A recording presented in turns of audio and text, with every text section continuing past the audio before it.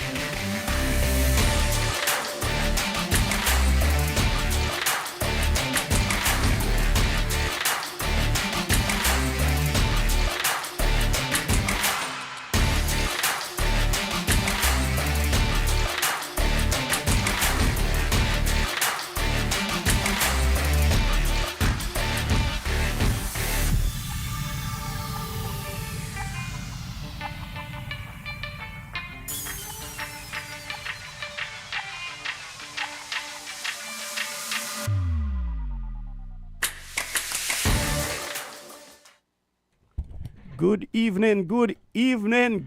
evening, St. Kitts and Nevis. Good evening, Leeward Islands. Good evening, OECS. Good evening to the West Indies. Hey, while we're at it, we might as well say good evening, good morning, good afternoon, good night to you wherever you are, whichever corner of the world you are in. Thank you for tuning in to Win FM 98.9 here on The Ball, your program. I am Troy Biff Mills, your host, and we're going to be doing it down until 9 o'clock tonight. And we're going to have an interesting program, a packed program. Some of my guests are already in here already. And we have one guest we're going on the line with at the moment. And we say, good evening, sir. Are you there? Good evening. And could you tell me who do I have the pleasure of talking to? You're speaking to Mr. Rashid Eddy. Who is Rashid Eddy? Where are you from? Rashid Eddy is from Sandy Point, professional cricketer in Chaffin. That's wonderful. And one of the organizers for the currently ongoing Big 60-20 cricket tournament here in St. Kitts. I would say it's the biggest and best cricket that we are putting on here in St. Kitts. The biggest and what? It's the biggest franchise cricket tournament here in St. Kitts and Nevis. Oh, Mr. Eddie, Mr. Rashid, you're going on bad. Thank you for calling in to Win FM 98.9 and allowing us to have you on the show. Is this, there was a Keith Atherton T20 competition put on by the Cricket Association that ended, was it last weekend? Or last week, Tuesday? And Last week, Tuesday, yeah. were you the part of the team that was bowled out for 26 by chance? No, I'm not. I was not a part of the Sandy Point team. I played for the WINNMedia Cricket Club. Oh, you played for the WINNMedia. When I saw the 26, I had to make a few calls because I was wondering if somebody forgot to put the 1 in front of the 2. So I'm thinking, well, this got to be 126. But when I confirmed it was 26, oh boy. Some persons say they could have batted left and made more than 26. But congratulations to the Molyneux Keon Cricket Club nonetheless for creating many records in that game. So tell us a bit about your competition. Is it part of the St. Kitts Cricket Association's competition calendar? Is it different? So it's not a part of the SKCA calendar. This is a private entity, a separate entity compared to the Cricket Association. However, it's important to notify the Cricket Association because they are the main association when it comes to cricket and saying it's nearest. So this is different. For me, as one of the organizers, this tournament was organized by myself, Wallace out of Nevis, and Dark Brown out of Nevis. He's the son of former cricketer Virgil Brown. And so we decided to come together and, just have some cricket being played because personally I think cricket is one of the sports in St. Kitts that contributes, majorly to the country. And for some reason it's often neglected. Okay. And what I've seen over the years, there's a lot of talent in St. Kitts when it comes to cricket. But how can we see? By putting on cricket. And so that's just what we wanted to do. That's wonderful. When did you gentlemen conceive this idea? Everything basically started last year. Dark Brown and Terrell Wallace, the owners of Wally Sports Management, basically manage, sportsmen, sportswomen, mainly cricket. Trying to get players registered in, for example, the Caribbean Premier League, which is known as the CPL. Okay. So we started doing a one-off game, picking a team from St. Kitts, a team from Nevis, and just doing some cricket being played. And then last year, November, I told them, we usually play games in Nevis. I said, I'll see what I can do and see if we can get a game play in St. Kitts. And I went to the channels, wrote to the Ministry of Sports, Department of Sports to get permission to use Warner Park. Permission was indeed granted, and we had our very first game in St. Kitts under the Big 60-20 here in Warner Park. That was played in December last year. It's pretty much a carnival cup. So what we're trying to do, we're trying to build this cricket. Cricket is very festive, such excitement that comes around during the CPL time. So you always hear about cricket during CPL time, and so we want people to know that, cricket is not just during CPL, but we do have cricket here, and so we're trying to create that platform. At the end of the day, the main thing for us is to showcase local talent, as I mentioned earlier. There's a lot of talent in St. Kitts, but there's a lacking platform for the young men, to showcase their talent. Even the women these days, there's an interest from women, who want to play the cricket. Mm-hmm. So, whatever we can do to provide the cricket and have the cricket played, we're more than happy to do that.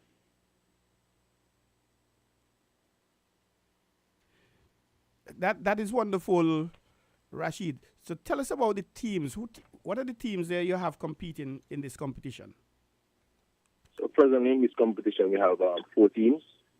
4 teams, naming Maximum Strikers, Wally Sports Management, City Sunrisers, and Young Guns. You would have heard about Young Guns. We reached out to Ganesh, who is the manager for Young Guns, and I told him, I shot my idea to him, and he was very, interested in being a part of it. And he came on board, and so we decided, okay, we can't have it with 3 teams, so we're just gonna. What we did, we created a registration.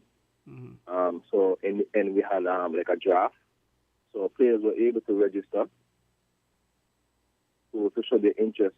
Firstly to be a part of the tournament, and so the 4 team in particular was selected mainly from the draft. We had a number of almost 60 players registering for the tournament. So the number alone tells you that, people want to play the cricket. So that's what we did.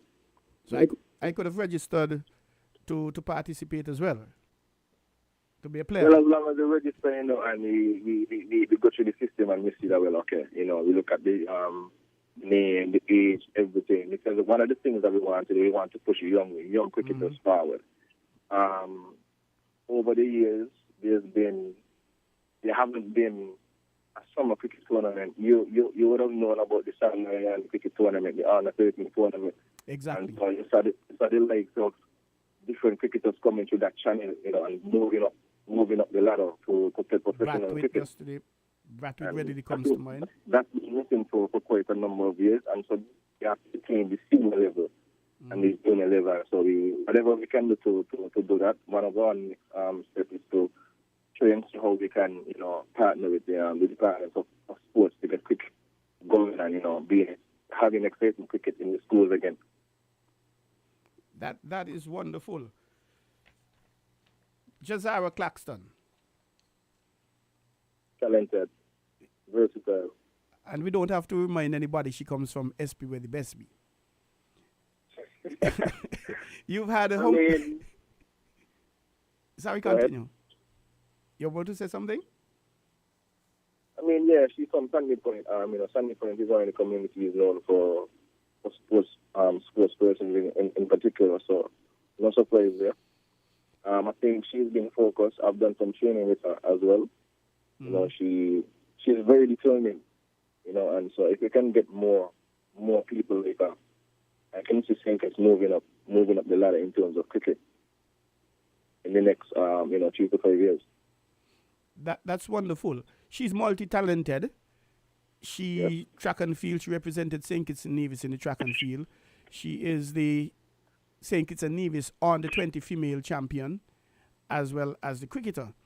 And if I'm not mistaken, she played last night for MFCR Old Road Jets when they defeated Newtown on penalty kicks. And I think she scored the last goal to give Old Road the cup. There has been some argument and some discussion. And from what I understood as well, she started her cricket career playing with boys at the Beach Allen Primary School. I think it was Stuart Wallins who was the games master. They saw the talent and invited her to play. And she went on to captain the boys' team. And so the discussion, is it okay for a female to play with males? I think that is the case to help to develop, because even at the under 19, under 17 level here in St. Kitts and Nevis, part of the thing was by the Cricket Association, you had to have had 2 females in it. But the question, suppose Jazara at this stage indicates to you and the organizers, hey, I'm interested, I would like to play. How receptive would you folks be to that idea? Well, personally for me, we actually had that conversation, okay. She came back from Pakistan, I think, with the West Indies. There's a way. There's always a way to fit anyone in. So I don't see the issue with her being a part of any team and playing her part. Okay. So if she wants to come forward, definitely. She's a brave individual as well. It might seem a bit unfair. However, as I mentioned, they always get to fit in everyone. That's what we're here to do. To provide a party for everyone. That's wonderful. And in terms of the teams, the names of the teams, you did say you had a draft system. And could you give us the names? And you would have had 2 matches so far, if I'm not mistaken? Yes. Could you the tournament started on Sunday. We had our first game playing. Almost all matches are played under the lights. Okay. So that's another exciting factor as well. The tournament started on Sunday. We had our first game being Young Guns versus Owali Sports Management. Sorry, what's the first name? What was the first name? Young Guns. Oh, Young Guns, okay. Versus Owali Sports Management. Mm-hmm. And how did that work out? Exciting. It was a very, very, very exciting game. As I mentioned, cricket in St. Kitts in general, it's very exciting. So you had Young Guns who batted first, and they scored 129 runs for 7 from the allotted 20 overs. Owali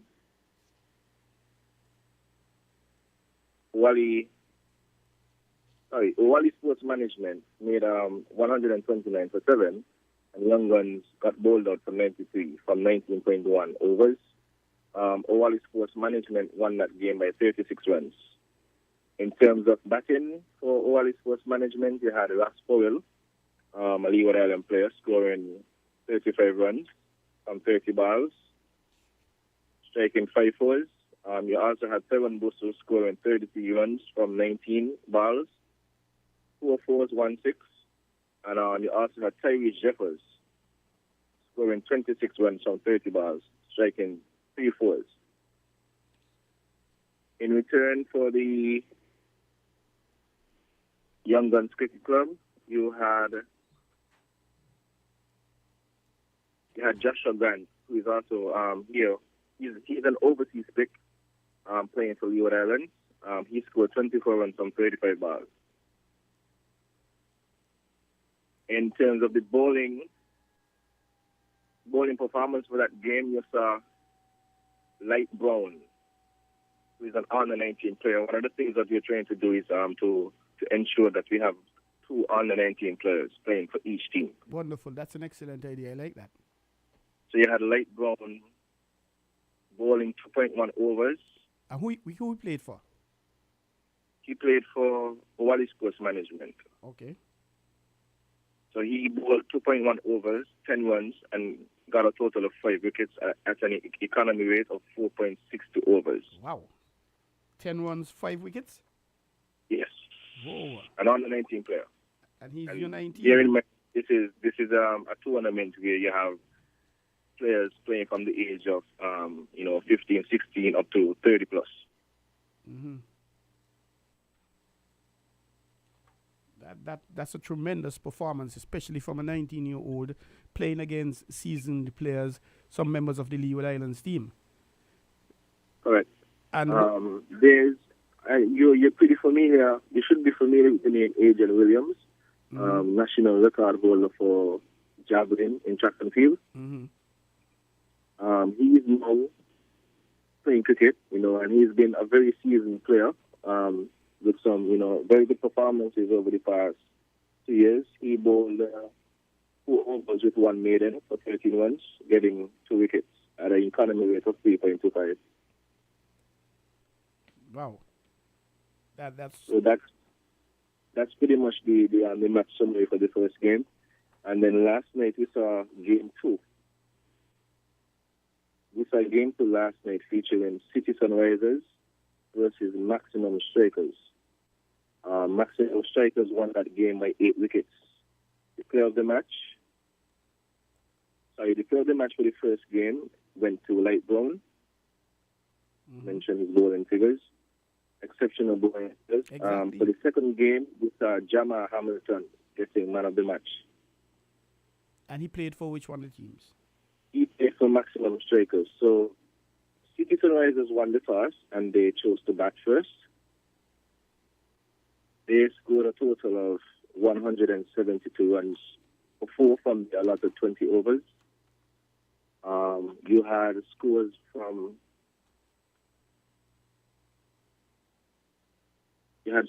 Xavier Sanders, scoring 51 runs from 39 deliveries, 4 fours, 2 sixes. You also had Kishan Francis scoring 36 runs from 44 deliveries, and Zewan White, an old player from Montserrat, scoring 34 runs from 19 deliveries in 3 fours, 2 sixes. In return, for Maximum Strikers, opening batsmen Kyle Lee and Jama Hamilton, Michael Louis went early, scoring 17. Jamal Hamilton he top scored with 96 runs. 90 how much? 96 runs. Mm-hmm. Just four one short of his century. 96 runs on 33 deliveries, striking 10 fours, 8 sixes. Wow. You're looking at a strike rate of 290.91. Mm-hmm. Then you also have Terrence Ward scoring 4 from 17 deliveries, 2 fours, 4 sixes. Okay. And then Jeremiah Louis chipped in, scoring 14 from 11 deliveries, 1 4. This is awesome. 96 from 30 balls. 33. 33. Yes, 33 deliveries. Wow, he's really showing that he still has some gum in him. He still wants to play for Leewards in the first instance and the West Indies. Correct. And when are you going to have the other matches coming up? So the tournament continues tomorrow and runs on to next week, Wednesday. So tomorrow we'll see Game 3, Young Guns Cricket Club coming up against Maximum Strikers. Game time starts at 6 p.m. And Admission is absolutely free. So you come on out, your families, you walk with your kids. Just come on out and enjoy the local cricket that we're providing for you. On Friday, we will see Risers coming up against Owali Sports Management. That game starts at 7 p.m. And then on Saturday, we will see the final round, Young Guns Cricket Club versus City Sunrisers. That's the first game starting at 2 p.m. And then at 7 p.m., we have the big clash, which is the team that played last year for the trophy before we decided to do the full tournament this year. We will see Maximum Strikers coming up against Owali Sports Management, which is pretty much Maximum Strikers is comprises of mainly I would say Christmas, and Owali Sports Management is a franchise Nevis team. So both teams are two franchise teams out of St. Kitts and Nevis, so that game starts at 7 p.m. Now, after Saturday, based on the positions of the teams, on Sunday, we will have the semi-finals. So position 2 will play against position 3 at 1 p.m., and then we'll have the second game at 5 p.m., and then next week, Wednesday, the finals will be at 6:30 p.m. Okay, and all games in the park? All games in one park, yes. I was able to have a few minutes with both games, and I noticed that you have a live DJ on hand. And Yes, I mean, at the end of the day, I just don't want people to come and, just watch the cricket. And, there's some people who love the cricket because of the energy, but they don't understand the cricket, but they can tell when it's a 4, they can tell when it's a 6, just from being around, during the CPL time.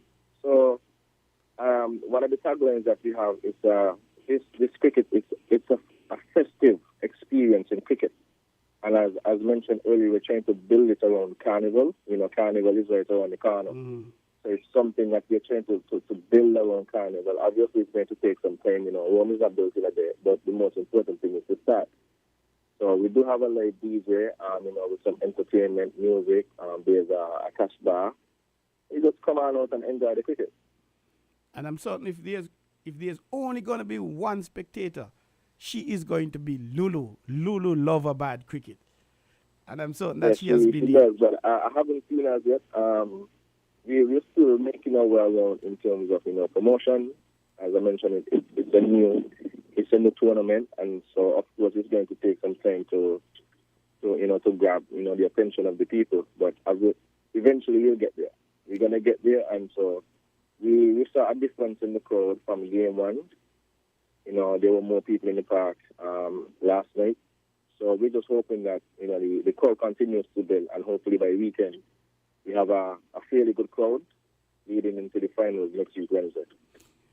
Notwithstanding it's a short competition, suppose somebody out there would want to come on board and say, hey, I like this idea. I want to come in and donate, contribute, or even sponsor something. Who could they contact? We welcome everyone. They can contact myself, Rashid. They can contact Sayel Wallace.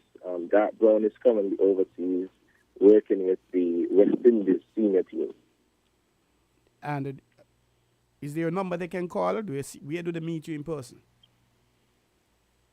They can contact 760-7878. And they can contact Sayel Wallace 665-2174. Okay. Rashid, we really appreciate you coming on board. But before you slip away, do you want to big up anybody, any organizers, sponsors for making it, any permissions for making it possible? We would like to say thank you to the Department of Sports. They came on board heavily this year in terms of granting us the facilities, and stuff, and providing transportation in terms of the players coming up from Nevis. So the Nevis teams, they get down. I also want to say, thank you to the St. Kitts Cricket Association. They're on board as well. Also the Nevis Cricket Association, the Nevis Ministry of Sports. Also Expetrol, which is a gas company in Nevis. Also Island Purified Water. Island Auto Supplies, they have been on board for quite a while, since last year. I also would like to say thank you to Mojitos Bar and Marshalls. So we do have quite amount of people on board, who's chipping in here and there, trying to ensure that things are going good. So it's just for us to continue to build as a unit and provide the cricket for the locals and just have a wonderful time at Warner Park. Thank you very much. The main thing is for us to expose talent, because there's a lot of local talent here, and there's definitely a need for exposure. If you look at so many franchise leagues, we never know. You never know who can see a single clip or something from the game and be interested in a player. Who knows? The game is pretty much advanced. Someone from here can move on. One of our players is actually in Dubai right now. Wow. He plays for Wally Sports Management, who was also part of the Trinidad and Tobago Night Riders, Jaden Carmichael. Yes. Unfortunately, he's not here to take part in the tournament because he had to leave because he was drafted into a team for the Abu Dhabi T10 tournament in Dubai. That's interesting. Yes. So, congrats, Rashid, on this initiative. I like it, and I could only see it going from strength to strength. And especially coming in shortly after the T20 competition. And we could never play enough cricket here in St. Kitts and the Nevis. As a matter of fact, the spectators, the players have been crying out, not enough cricket being played here in the Federation of St. Kitts. In St. Kitts, I could say. I think Nevis, they have been doing a good job. Because prior to the Keith Atherton tournament just a few weeks ago, we have not had any cricket here. So to have this competition shortly after that, now it's standing there 4 teams. I think this is tremendous, and I see this competition going. So congratulations. Great idea. All the best. Thank you very much. Thank you very much, Rashid. That was Rashid Eddy out of Sandy Point, part of the organizers for the Big Six T20 tournament happening at Warner Park. And we're going to say good night. And again, thank you once more to our sponsors, Cayenne Jet, who have made it possible for us to have On the Ball here at WINNFM 98.9. I am Troy Biff Mills, your host. And stick and stay. Don't go away. We'll be right back.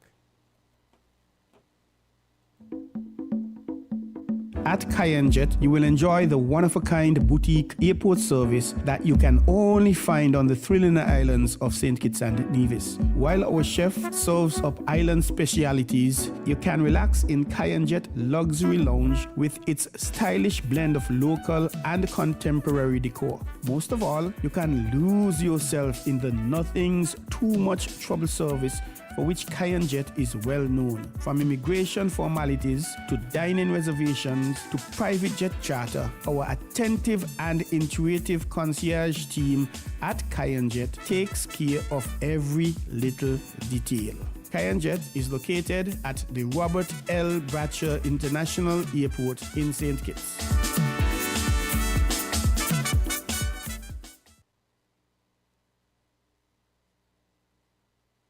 Kayanjet is a 5-star private air terminal providing luxury services and a relaxing environment for guests arriving to and departing from the beautiful islands of St. Kitts and Nevis. Our exclusive state-of-the-art terminal is available to passengers of private and commercial jets. Relax and be pampered in a luxurious space while your immigration and baggage requisites are being addressed at Kayanjet. Kayanjet is located at the Robert L. Bradshaw International Airport in St. Kitts.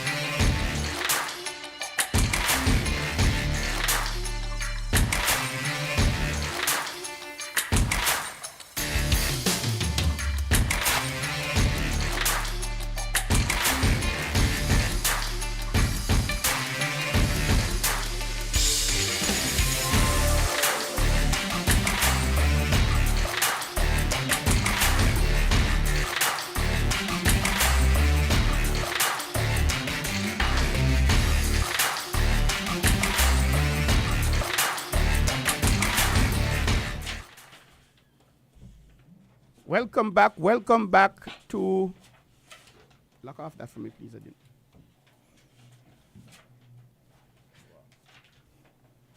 Welcome back to On the Ball here at WinFM 98.9.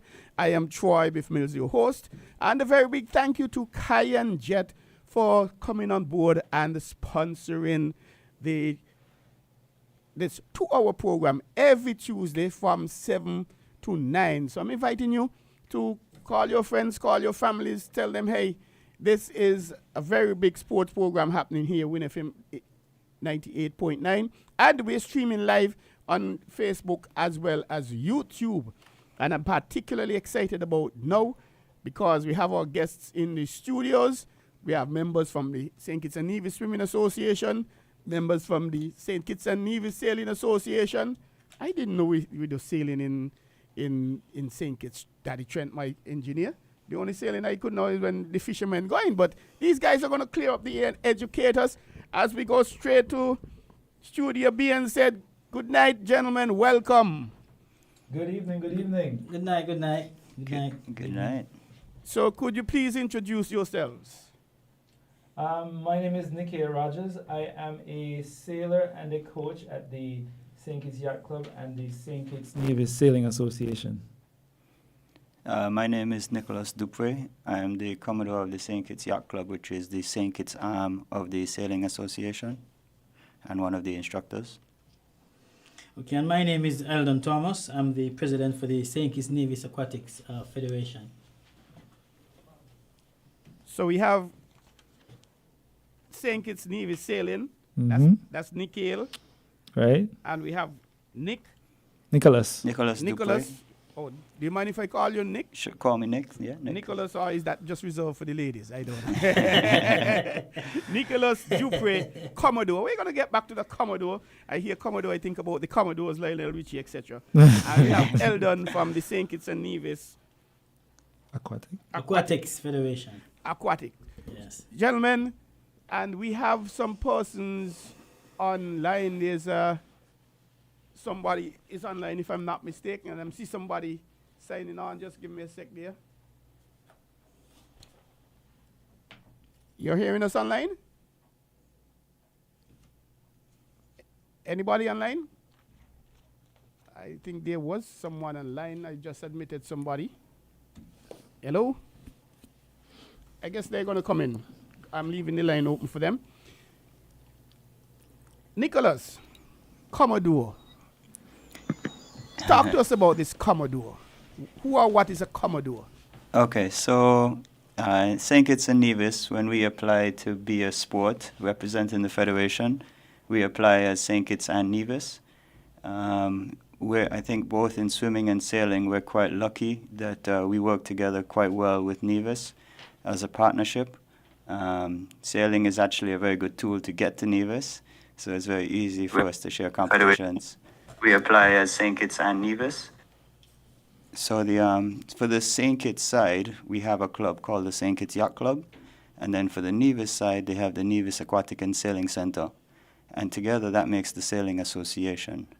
So I'm the head on the St. Kitts side, and then Daniel Connor would be the head on the Nevis side, and together we make up the association. I know when it comes to associations, we hear of presidents, sometimes maybe chairman. And forgive me, but the Commodore. Yeah, Commodore is just a term for sailing clubs, meaning the president of the St. Kitts side. Okay, so it's okay. I understand that. I thought you were one of the Commodores who would have been singing sometime. Unfortunately, that's Nikhil. So we have We should sing a tune. the St. Kitts Yacht Club and St. Kitts and Nevis Sailing Association, and we have the Nevis Aquatic and Sailing Association. St. Kitts Nevis Aquatics. St. Kitts Nevis Aquatics. Yes. Well, you're eager to come in, Eldon. So tell us about the Aquatics Association. Well, the Aquatic Association, basically, we basically cover the aquatic sports, mainly swimming. We don't do any diving and stuff like that. Open water, pool swimming, in the Federation of St. Kitts and Nevis. We started in the year 2010 with Mr. Winston Cook. He was the one who first started he used to be the Swimming Federation and became a member of CCCAN and also Panama Aquatics, and went on to FINA, which is now World Aquatics. Wow. So you're carrying some very heavy ammunition. Who are the executive members of your association? Well, right now we just formed a new executive last year, November. We were running on the old constitution. That constitution was revised. And so right now we have the Vice President, Mr. Elias Lee, out of Nevis. We have the Secretary, Mr. Timothy Morton, out of St. Kitts. We have the Treasurer, Rymelise Clark, out of St. Kitts. And we have Trustee, Ms. Delia Rowe, out of Nevis. And I'm the President currently. That makes up the executive. And what about you, Nicholas, the executive of your association, or yacht club as it were? So equally, we have a split, half St. Kitts, half Nevis. The secretary is Elizabeth Burrell from St. Kitts, and the president is Peter Dupre from St. Kitts. The treasurer is Will Stones from Nevis, and Daniel Connor, who runs the club in Nevis, is also on the board. The split between St. Kitts and Nevis in terms of your executive members, is that mandated by your constitution, or is it something that you felt is necessary for the smooth running of the association? I'm not sure if it is mandated, but we work together and we want to have an even split. I think we're also quite happy to see that we have a lot of female representation at board level, which is something that the sports associations as a whole are trying to push these years. Gender equality, gender balance. Right, right through from the athletes through to the instructors through to the board members is important. I appreciate that. I understand that. I am very sensitive to the St. Kitts and Nevis issues when it comes to selection for national teams. I've said on previous programs here that in track and field, the athletes basically pick themselves. You go to the high school championships, you win it, so technically you're there, provided that, of course, you follow some other guidelines. It's a little more challenging with, say, football. Not so challenging, perhaps. Well, we don't really have a St. Kitts and Nevis cricket team, and I know that is something that we have had that, St. Kitts and Nevis cricket team playing different games, but we compete in the Leeward Islands tournament as separate entities, which is something I support because that allows 20 to 25 players, how many players from both countries to get an opportunity.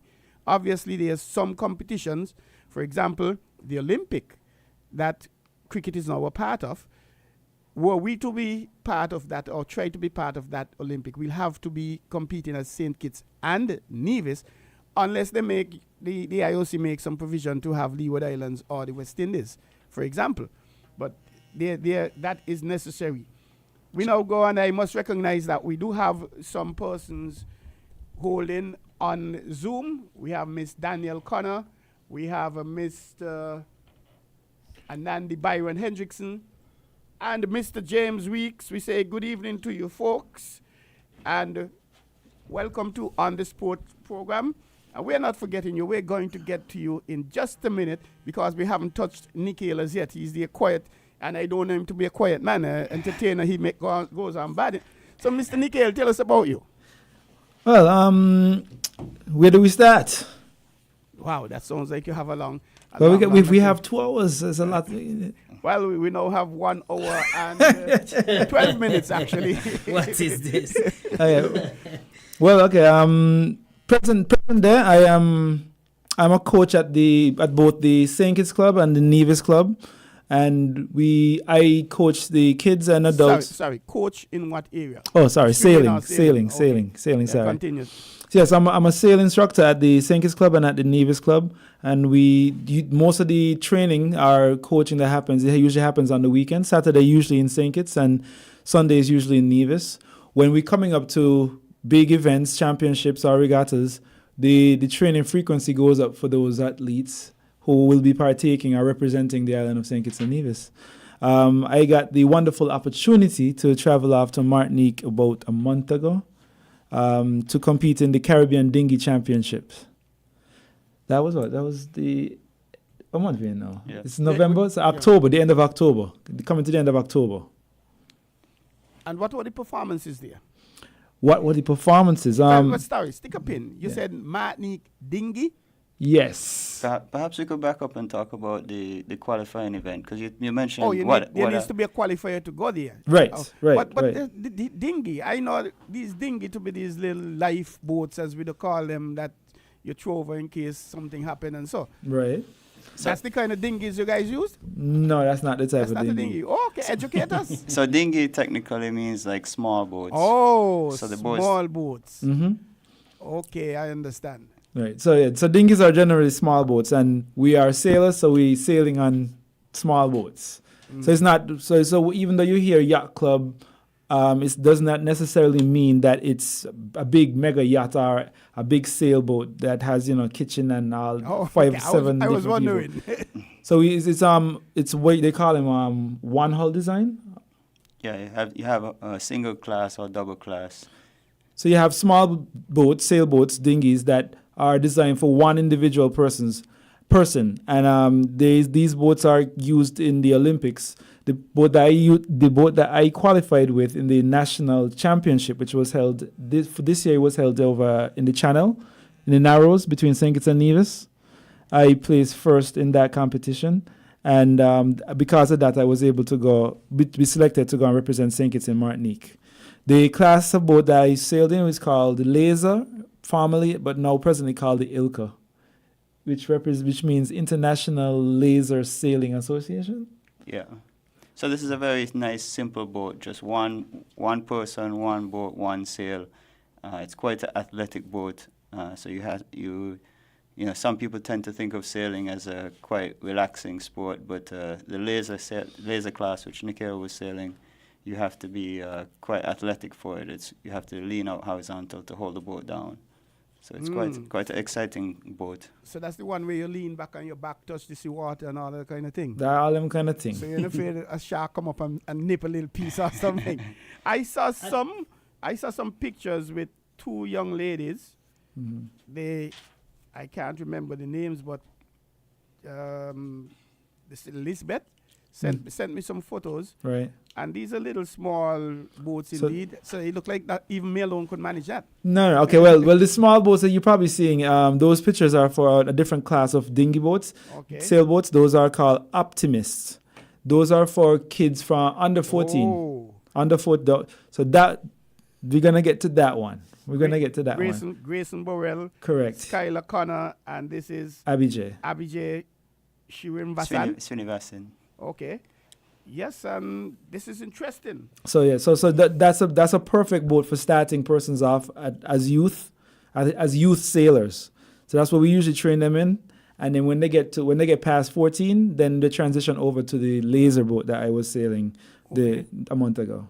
So if I needed to start to learn, I'll use the laser boat. Correct. Okay, I won't have to use these little ones. No, you wouldn't have to. You wouldn't fit in those. If I may interject here, even though we're talking about sailing, I think Nick could attest that many of the sailors who are now, like, Grayson and those guys, they must be able to swim. Am I correct, Nick? That's correct. And those persons who want to join, usually what Nick does, he taps, and Daniel, they tap into the swimming federation, the different clubs, and get these students who will also participate in the sailing, get them up to speed with the swimming. So you can see we work hand in hand here when it comes to the aquatics sport in the federation. Well, it's good time for us to bring in the Navisions who are here. And I know at least one Navision is here. I'm not certain the others. Good evening. You're live on our Zoom link here on the ball. Could you introduce yourselves, please? Are you hearing me? Hello? Yes, I'm hearing you. Can you hear me? Yes, I'm hearing you. Yes, I am Danielle Connor. So I am the chairperson of the Nevis Aquatic and Sailing Center, and I am also a director on the St. Kitts and Nevis Sailing Association. Okay, thank you, Miss Connor. Who's up next? Good night. I am James Weeks. Over here in Nevis, I am also the head national swim coach. Thank you, James. And do we have a third person? Yeah, good night. Can you hear me? Yes, we're hearing you loud and clear. You're hearing them, folks? Hi, Yep. Yes. I'm Amadi Brown Hendrickson. I'm one of the sailors in Nevis and sometimes an assistant coach in swimming and sailing. Okay, thank you very much. Let's start with you. You said assistant coach Mandy. Yes. And you're a sailor as well? Yeah, I went to Martinique with Nico. What caused you to get into sailing? One of my friends did it, and my mom made me go to a camp, and since then I fell in love with it. So I thought it was a lot of fun. You said your mom made you go to a camp?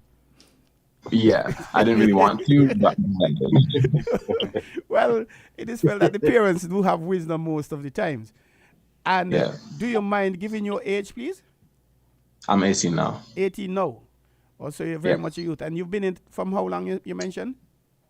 3 years now. 3 years. Do you have any regrets? No.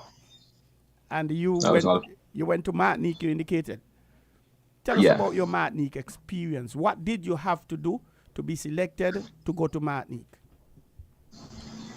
Well, we have lots of regattas between St. Kitts and Nevis where we'll put up our sailors against each other in races, and they picked 2 for the ILCA 6 and the ILCA 7, Nikhil being the ILCA 7 and me being the ILCA 6, based off of the results from the regattas from this year.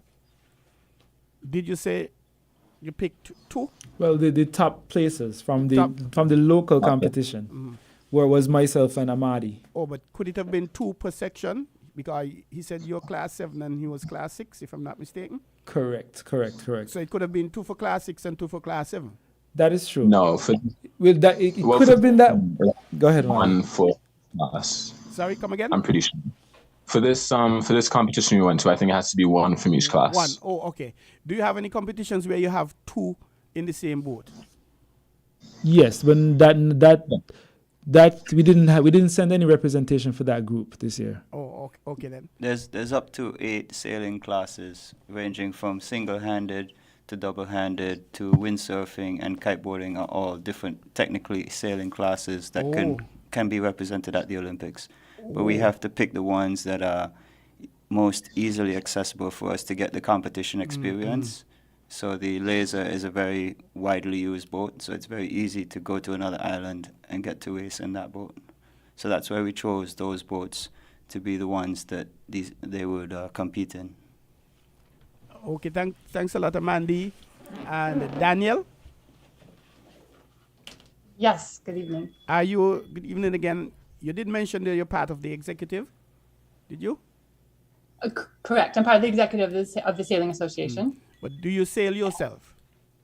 Yeah, a little bit. Yes. Yeah, I'm not to the level of everybody else is at, but I've been learning along the way. I've entered a regatta or two, have I not? Okay. As an administrator, how challenging is it, if at all, to get sailors into, especially the youth, the younger ones, to get into your association? Well, it's getting easier. There's been such a drive and push on swimming in the last, especially I find in the last few years. A lot of different swim clubs have formed with different learn to swim programs. Obviously, that's the biggest factor for us getting participants is they must know how to swim, be comfortable out in the water. So that's essentially how the Nevis Aquatic and Sailing Center kind of formed. It used to be the Nevis Yacht Club, and then we wanted to open up and broaden ourselves to the community and add in programs like Learn to Swim programs and the different camps and marine biology aspects that we add into everything. As everything is tied together, like Eldon said, we all complement one another. So once we kind of are building a larger pool of children and adults that know how to swim, comfortable in the water, then we can expand it to adding more sailors. We have different days of where we have our swimming sessions and then our sailing sessions. And then we have different activities, or maybe we have a big fun day where we can, for our swim sessions, where they can see the boats and try out the boats. Or example, in camps, they get to try all the different aspects. They do swimming, sailing, kayaking, marine biology, so they can test and try and see what it is that they like. And they therefore can decide maybe if they want to get competitive, which sport that might be, whether swimming or sailing or both. Swimming or sailing or both. So you can do both. Notwithstanding that you have to be able to swim to sail. Yeah. So I can compete in swimming competitions, and I can also compete in the sailing competition. Or have my daughter is sitting right next to me, and she actually competed in both a recent regatta we had in St. Martin, and she also went to St. Lucia in the swimming competition as well for the OECS competition. So and the same thing last year. So she's done both. You can do both. Well, I'll ask you to just hold a bit because we must say thank you to our sponsors, Jet, for coming on board. So we must take a sponsor check. You're listening to WINNFM 98.9. I'm Troy Biff Mills, your host for the program On the Ball, which is heard here on WINNFM 98.9 every Tuesday night from 7 to 9. And we invite you to always tune in 466-0989, 662-0989. You can send me a WhatsApp. Those are the numbers to call to get in, to make your contribution and ask any questions, clarify, congratulate. And you can send a WhatsApp to 668-2055. That is my number. If you're too shy to call in, of course, I'll check the WhatsApp and I'll read it out for you. But let's go to Jet and tell them thank you for coming on board and sponsoring On the Ball. At Jet, you will enjoy the one-of-a-kind boutique airport service that you can only find on the thrilling islands of St. Kitts and Nevis. While our chef serves up island specialities, you can relax in Jet Luxury Lounge with its stylish blend of local and contemporary decor. Most of all, you can lose yourself in the nothing's too much trouble service for which Jet is well known. From immigration formalities to dining reservations to private jet charter, our attentive and intuitive concierge team at Jet takes care of every little detail. Jet is located at the Robert L. Bratcher International Airport in St. Kitts.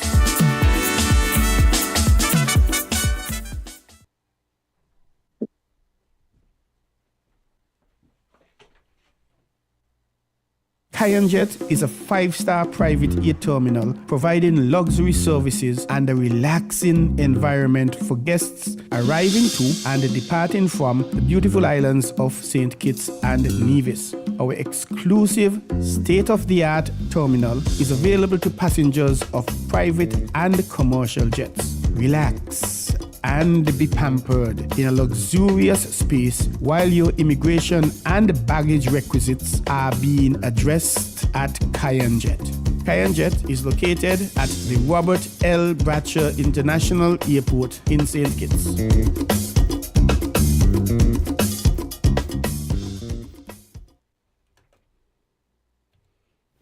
You're listening to On the Ball here on WINNFM 98.9. I am Troy Biff Mills, your host, and this program is heard every Tuesday night from 7 to 9 p.m. here on WINNFM 98.9. Tonight we have in our studios members of the St. Kitts and Nevis Swimming Association, members of the St. Kitts and Nevis Sailing Association, members of the St. Kitts and Nevis Aquatic Association. Wow, boy, that seems like a lot of politics there.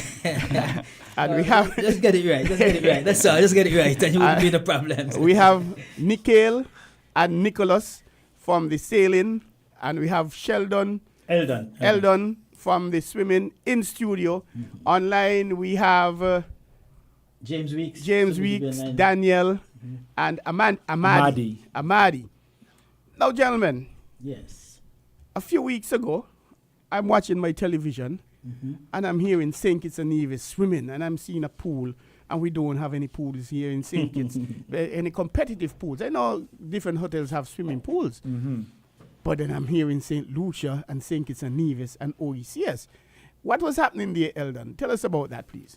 Well, we traveled to St. Lucia to compete in the OECS Championship. Matter of fact, the 31st OECS Championship event, and this year was our second time traveling to compete in this event. And it is true that we don't have a swimming pool, 25, not even a 25-meter swimming pool to actually training. And when the swimmers were there, it's amazing that, everyone wanted to know, well, how these swimmers are doing so well, and you guys just train in the ocean. Hold on. Sorry.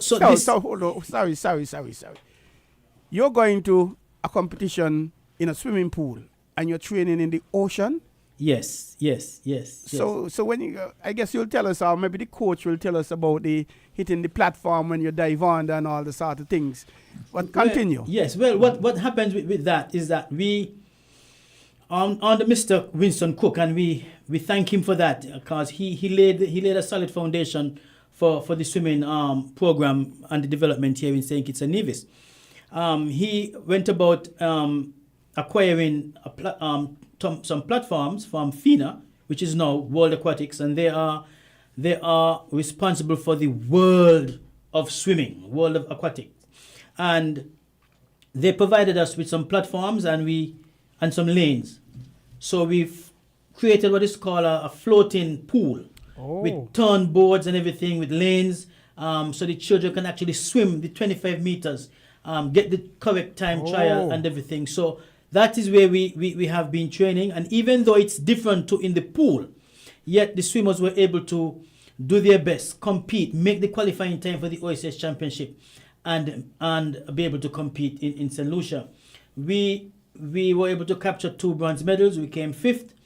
And I am sure that James will tell you, before James comes on, by the way, we also had a coach from Suriname who we brought in to assist us, to work with the coaches here, because he has more experience to, regional championships, regional competitions and stuff like that. His name is Yash, so, we thank him for that. And he worked closely with James Weeks and Ned Lestrade being the assistant head coach. So I would give James a chance and butt in here and there as he speaks to tell us about, the training that happened in August in preparation, and the training before, and, how the children are doing in their development. You're up, sir. You're hearing us? Yeah, I'm hearing you. So, yeah. We took on this... You hear me? Yes, go ahead. Yes, sir. we're hearing you, James. Loud and clear. Okay, yeah. So, we took on this, if I may call it, a very difficult, if I may call it that, adventure, where we decided to pull all our swimmers together and put them through a vigorous training in the summer, and to see what we can come up with in terms of a team and get them ready to compete at the OECS championships in St. Lucia.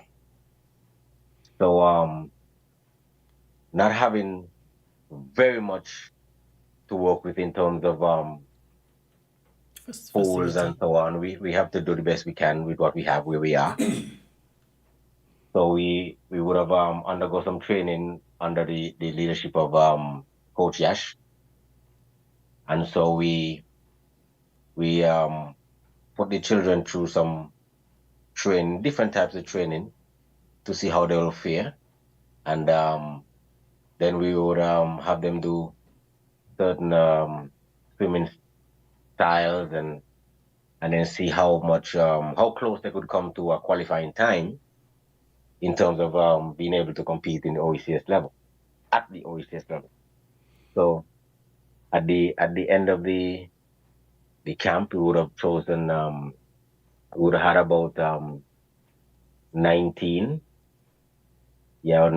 kids who we would have selected to, okay, these kids would be now doing a different type of training to be able to meet the requirements of the OECS.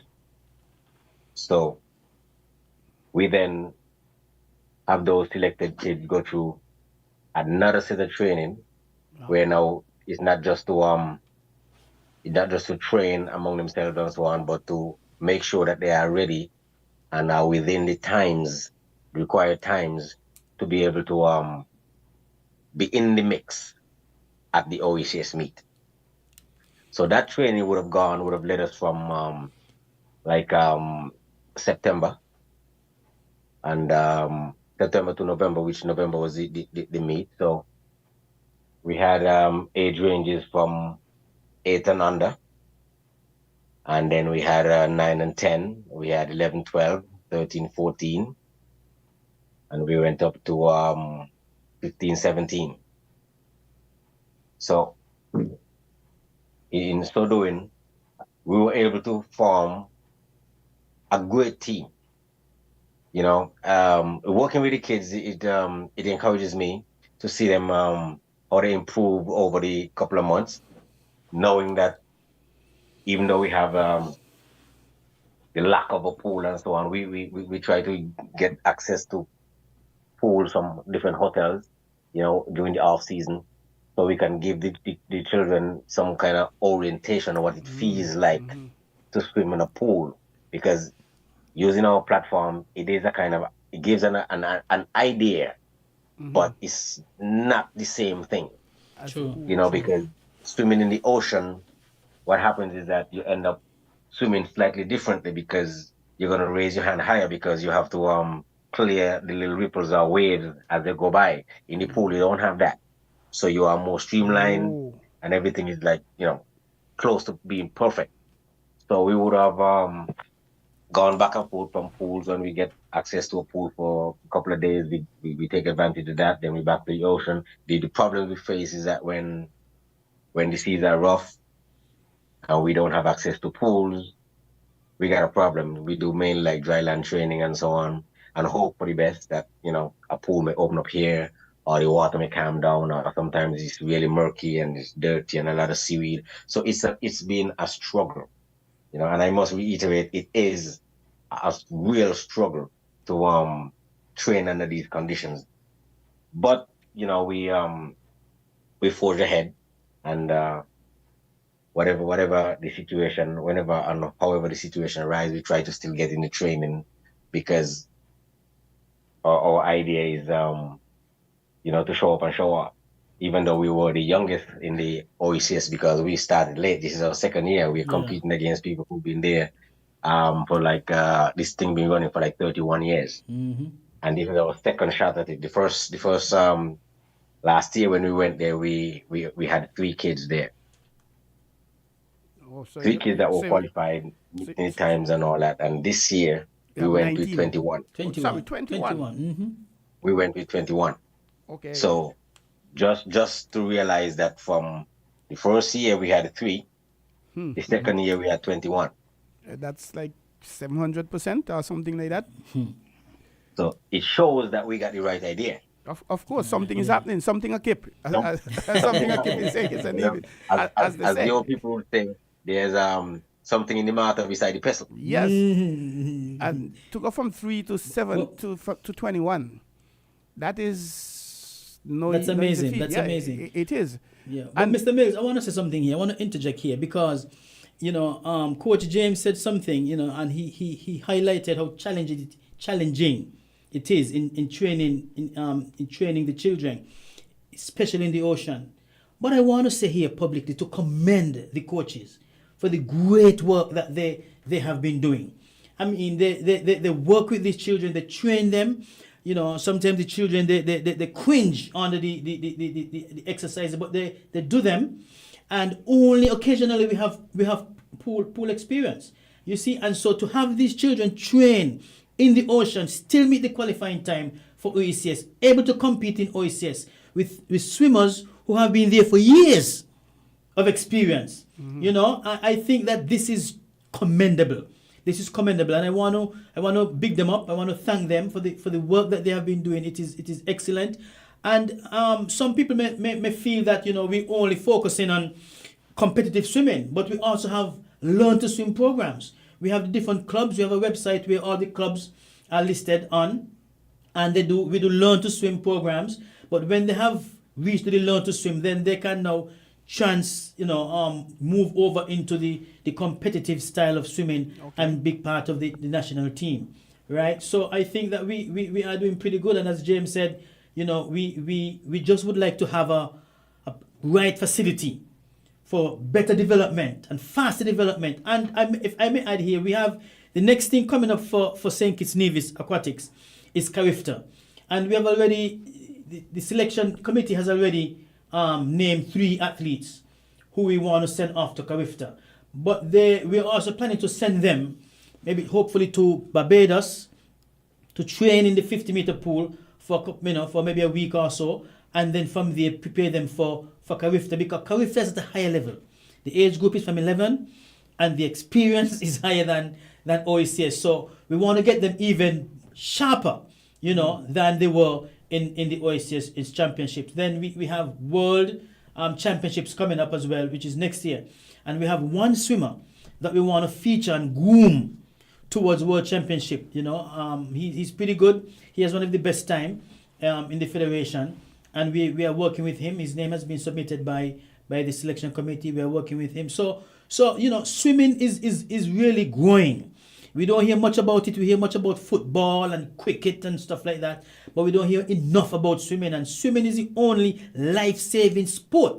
Indeed. And I believe that every individual, every child should learn to swim in the federation. We are surrounded by water, so even if they don't get into competitive swimming, they can learn to swim, and that is our goal.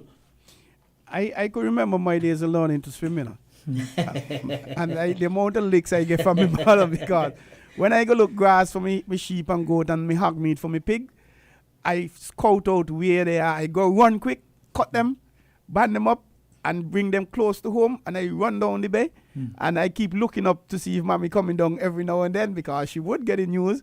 And when she come this way, I run gone away.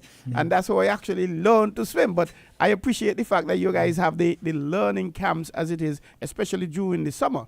So, but we're going to talk, how do I get my 2 little 7-year-old and 9-year-old daughter and son sign up. Right. But coach, you mentioned something.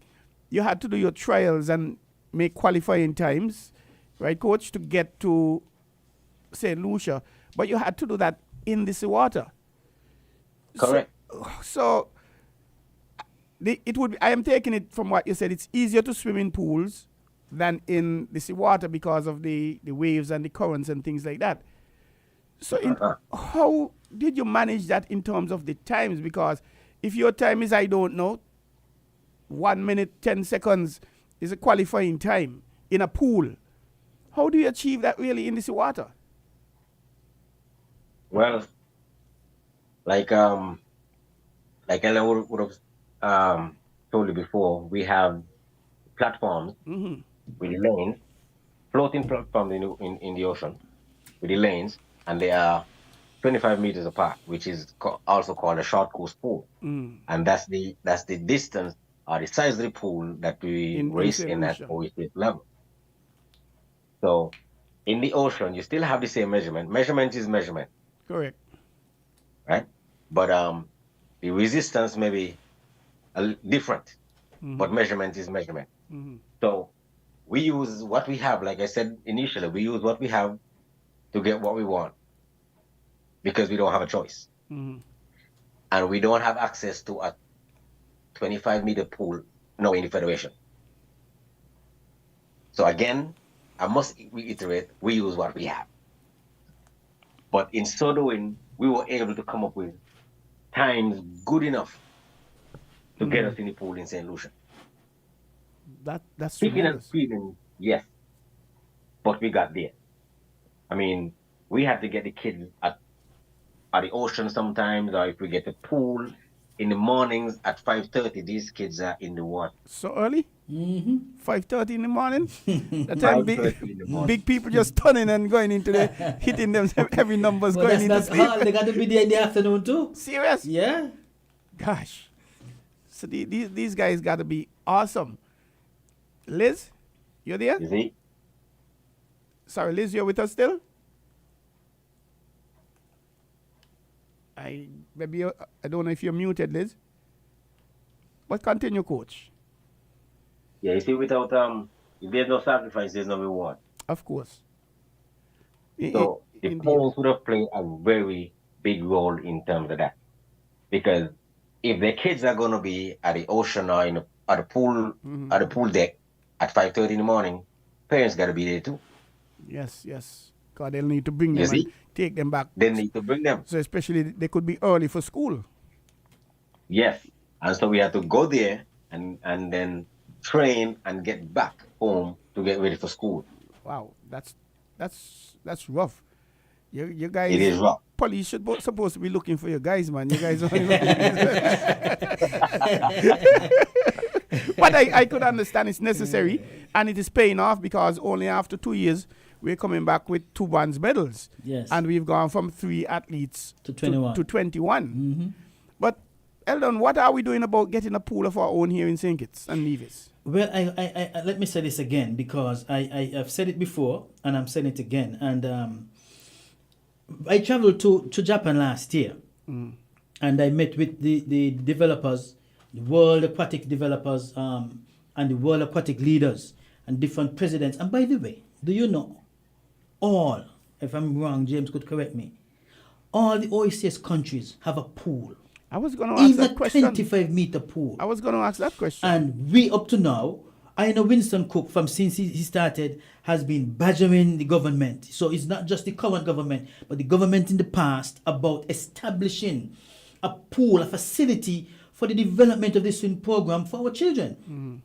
And so I met with the leaders for World Aquatics last year in Japan, and they made an offer. Right, and I brought it home and I have submitted it to the government in regards to that they are willing to build a pool, to provide, not build, but provide all the materials for the pool here in St. Kitts. All the government has to do is to sign off on a piece of land for us, sign off that the facility will be governed by the St. Kitts Nevis Aquatics Federation, right? Because what they don't want, and I have been in a meeting with them, they don't want that the facility is like governed by the government and it's just there as a white elephant, you know, and so on. So that is all. They are willing. It's called, the program is called, the project is called Pool for All. And from the time I heard that, I met with them and I said, listen, St. Kitts doesn't have a pool. And I think something like this would be good for us. They sent me the information, like a partial contract, what they would provide. They would provide everything, all the materials, the fittings, plumbing, electrical. All we need to do, provide the land and provide the labor cost. And we would have a 25-meter pool. And so that is, we are in dire need of something like that, because I believe if the children are doing so well, if we get a pool with nothing, you know, outside of the, you know, the normal pool facility, we will do much better. And the thing is, Right? Why I think that the government should really jump on this. Because there's so much spin-off and development from this program. We have high school championships, right? We have primary school championships. We have national championships. We can begin to host like OECS games. That's for tourism. That's an influx of tourism. So it will benefit the government in every way. So this is something that, they should really jump on and let's work together getting that facility established. Wherever it is, because it belongs. I always say to the team, when we leave the shores of St. Kitts and Nevis, there's nobody out there who knows a country by the name of St. Kitts. They don't know a country by the name of Nevis. They know a country, St. Kitts and Nevis. So when we go out there, we are going out to represent the country, the federation. Correct. You see, and people all over see us. People all over the world were looking at the OCS Championship. And there's the St. Kitts flag, there's a St. Kitts swimmers competing.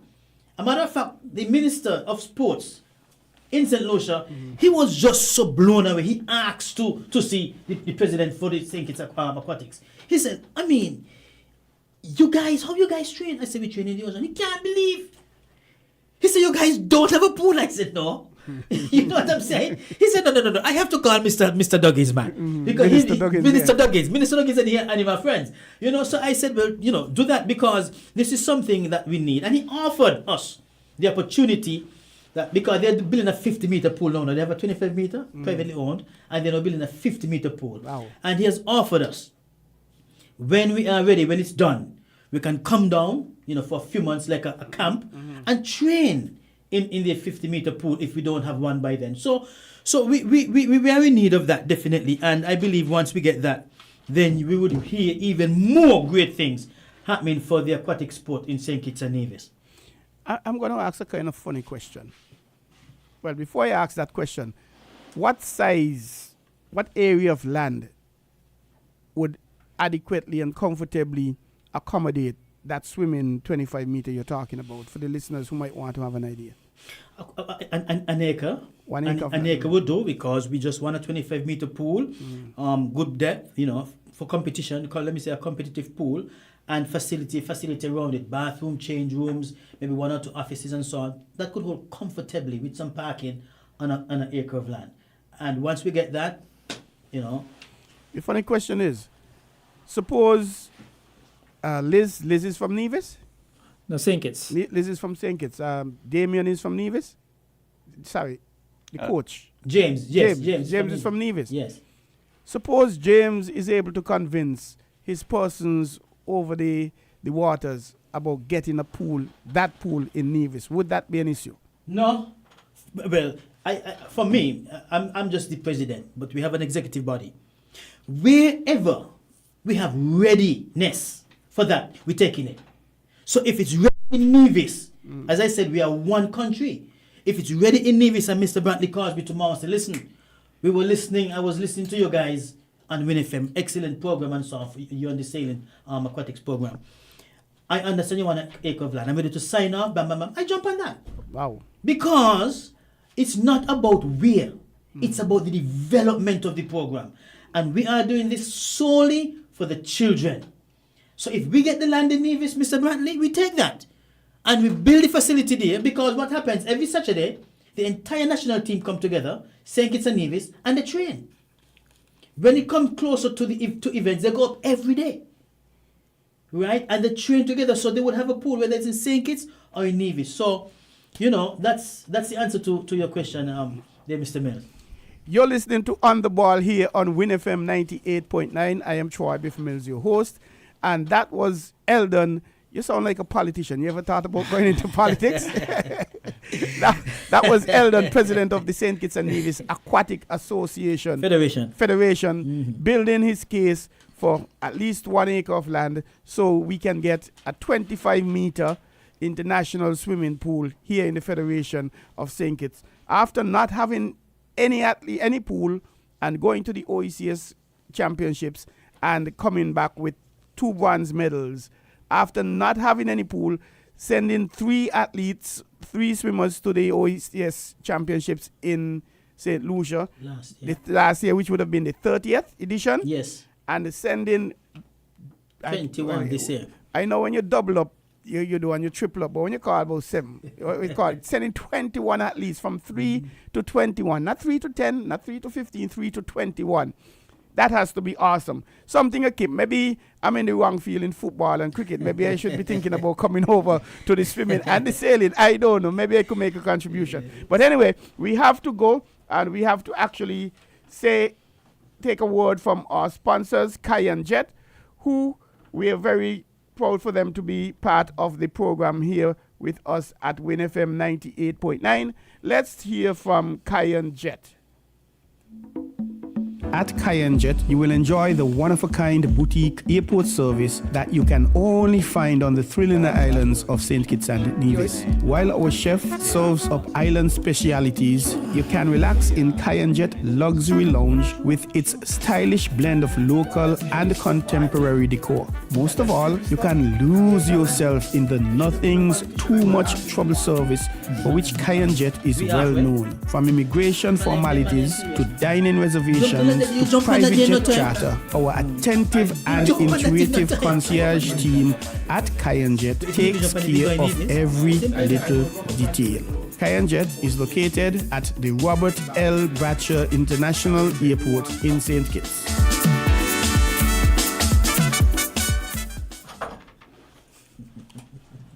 No, and I'm Marky for hitting them.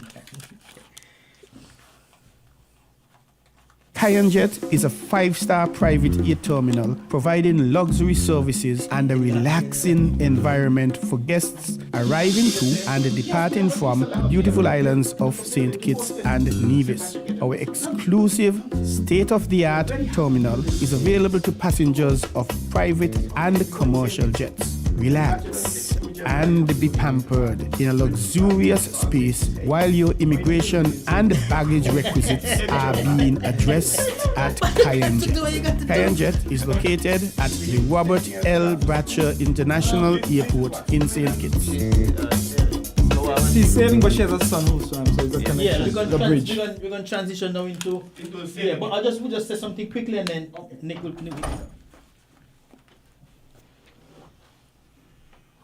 You're listening to On the Ball here on Win FM 98.9. I am Troy Biff Mills, your host, and I have with me in the studios members of the St. Kitts Sailing Association, members of the St. Kitts and Nevis Aquatic Association, and I have on Zoom with me members of the Nevis Yacht Club, is it? Nevis Aquatic Aquatics and Sailing Center, and also the coach from the St. Kitts and Nevis Swimming Association.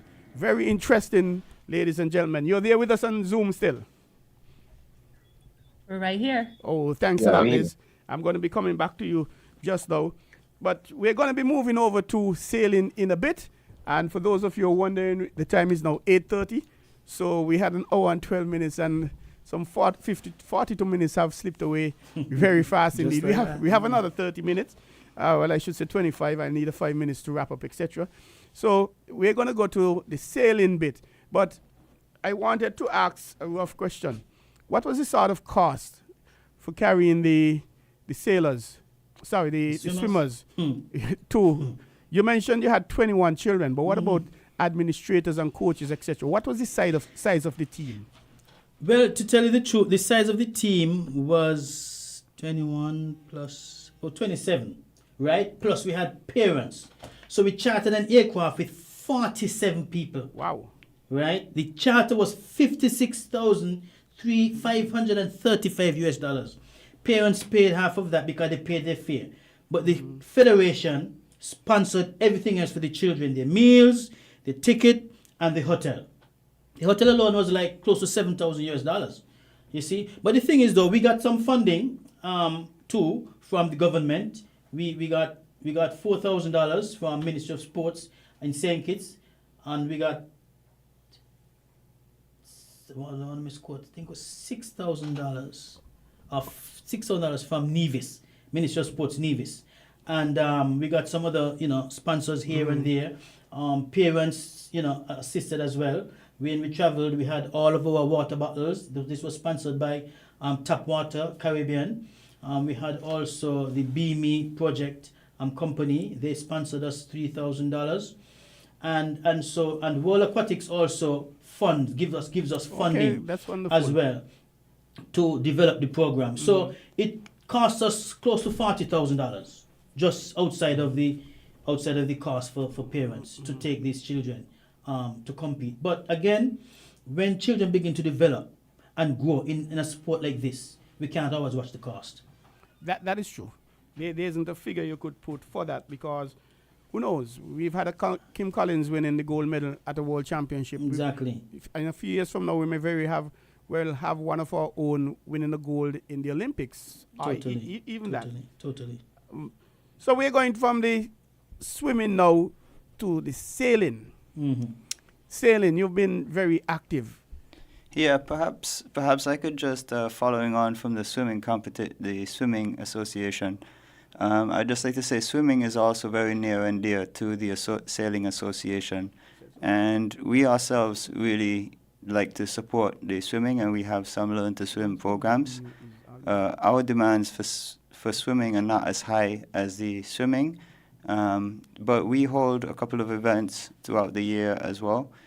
We have an event called the Peninsula Swim, which is a 2-mile swim from Shipwreck down to Friars Bay. Salt Plage. Some Salt Plage down to Shipwreck on Friars Bay. And I think it's like our 8th or 9th year. 10th year we've been doing this. And the idea is to put something on the calendar to encourage people to get into the water. In St. Kitts Nevis, we don't swim enough, even from a learn to swim and safety point of view. And we need more swimmers in order to turn them into sailors. I would like to say it's been really remarkable to see the competitive kids that have come through this program, because we used to have a few kids that could swim 2 miles. This year we had 30 kids. 30 kids who swim 2 miles? Who swam 2 miles down the coastline from... Wow. Yeah. So that's good. That's testament that the Swimming Association is not only teaching the kids how to learn to swim, but they're teaching them high performance swimming as well. That's right. Endurance. So that is great to see. So this was a nice event. We had like 80 swimmers swim down the coastline with 40 kayakers. So this was a couple of weeks ago. Where was that again? It's along the coastline of the peninsula. Okay. So it starts at Salt Plage, White House Bay, and they swim down to Shipwreck on Friars Bay. Okay. Mm-hmm. I don't believe I could swim 25 meters. Yeah, you have like 7-year-olds doing this thing. You know? 7-year-olds swimming 2 miles. Can you imagine that? Nicholas, you're shaming me, embarrassing me. No, man. 2-year-old, 7-year-old doing 2 miles? It's impressive. 7 and 8-year-olds. Wow. Yeah.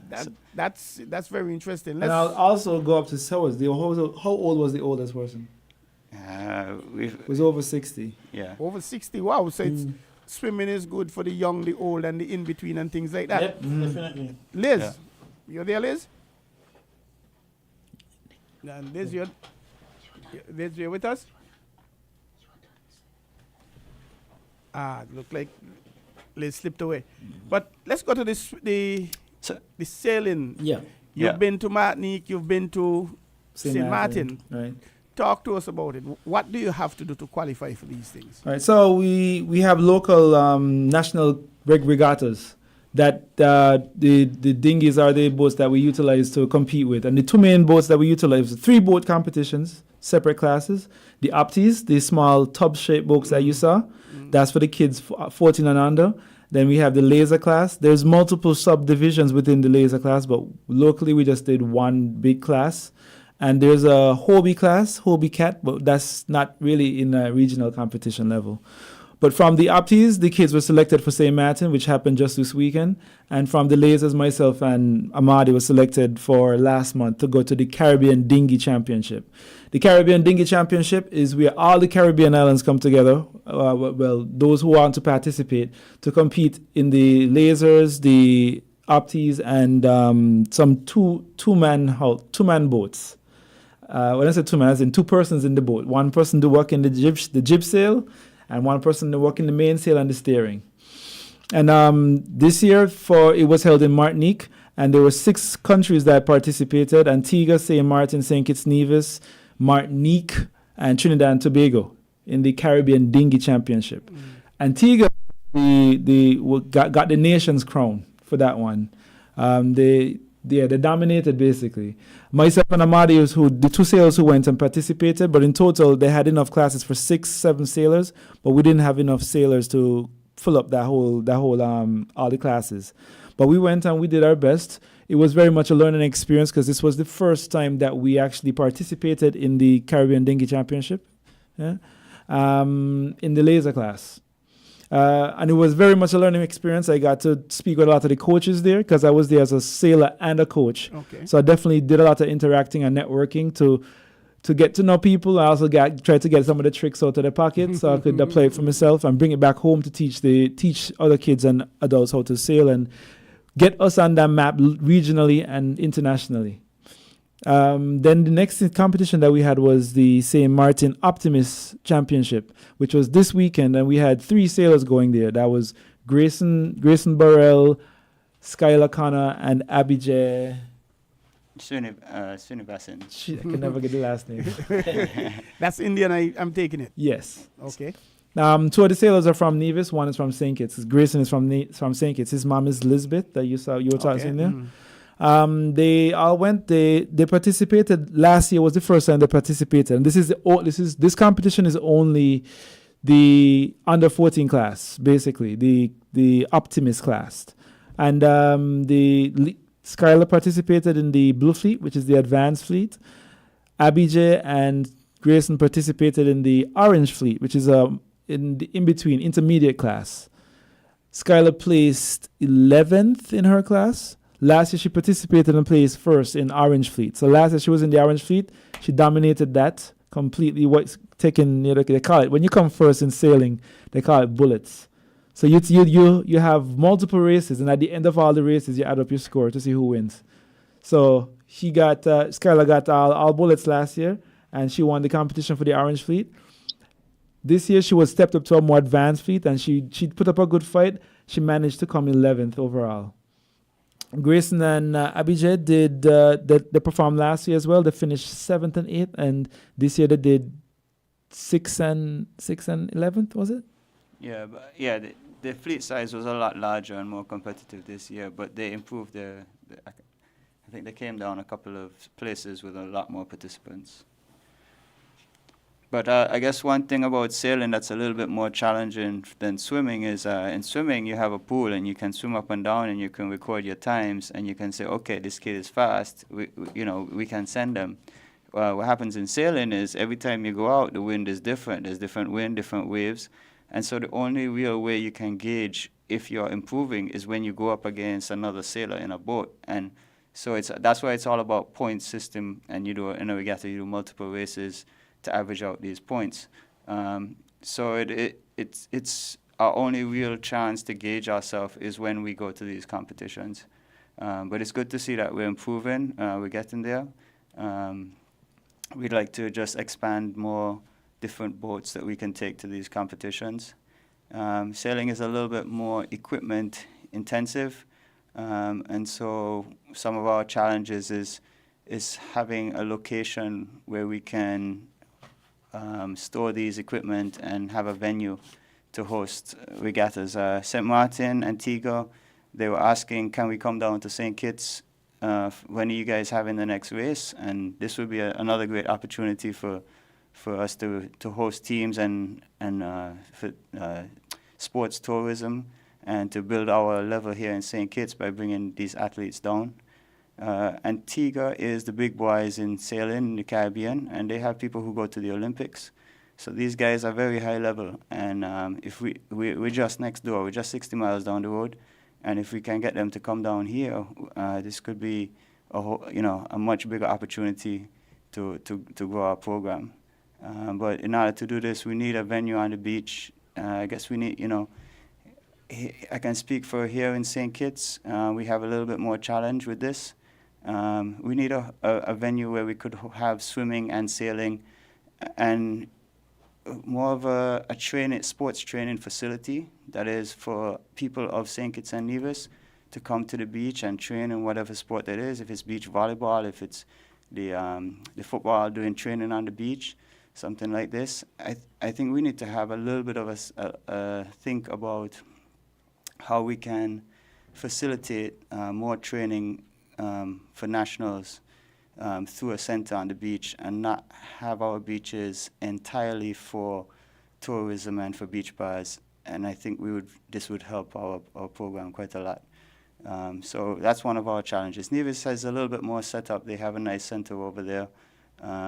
But I think that's what's holding us back from bringing down some of these other competitors. Cal James, who went to the Olympics in the laser class from Antigua, he's offered to come down and do a training program in St. Kitts. But that's, I think, one of our challenges for saying, yes, please come down, is to have this facility. Yeah. But despite this, we're doing great. We have more sailors, and the results are improving. So it's testament that the program is working, and I think we're on the right path. Sure. That definitely sounds so, because prior to St. Martin and Martinique, I didn't really know we had people competing in sailing here.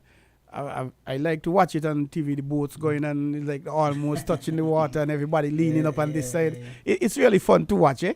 And guys going this way when they want to go that way and all kind of maneuvering. It's really impressive. I'm excited about that. Who knows, maybe one of these days I might come a sailor.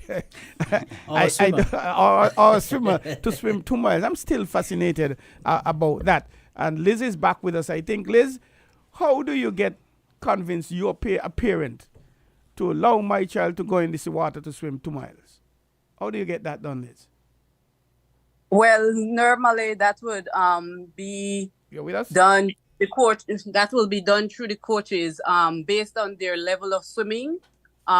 We have different entry levels, so you have beginners, intermediate, and advanced. So the coaches will be the one to decide whether that swimmer is capable of doing such level of swimming.